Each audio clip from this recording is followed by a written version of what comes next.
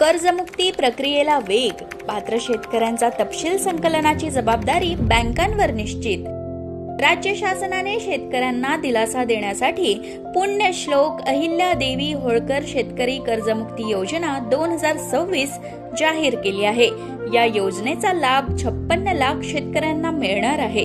योजनेची प्रभावी आणि पारदर्शक अंमलबजावणी आणि वेळेत लाभ देण्यासाठी सर्व व्यापारी बँका व जिल्हा मध्यवर्ती सहकारी बँकांना सहकार विभागाकडून सविस्तर मार्गदर्शक सूचना देण्यात आल्या आहेत।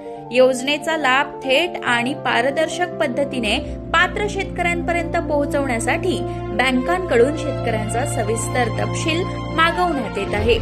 बँकांना युद्ध पातळीवर काम करण्याचे आदेश राज्य शासनाने दिले आहेत। या प्रक्रियेत कोणतीही त्रुटी राहू नये म्हणून बँकांना मुख्यालय आणि जिल्हा स्तरावर विशेष नोडल अधिकाऱ्यांची नियुक्ती करणं बंधनकारक करण्यात आलं आहे। या सूचनांनुसार पात्र शेतकऱ्यांची माहिती अचूक स्वरूपात संकलित करून पोर्टलवर अपलोड करण्यासह प्रत्येक टप्प्यावर समन्वयाची जबाबदारी बँकांवर निश्चित करण्यात आली आहे।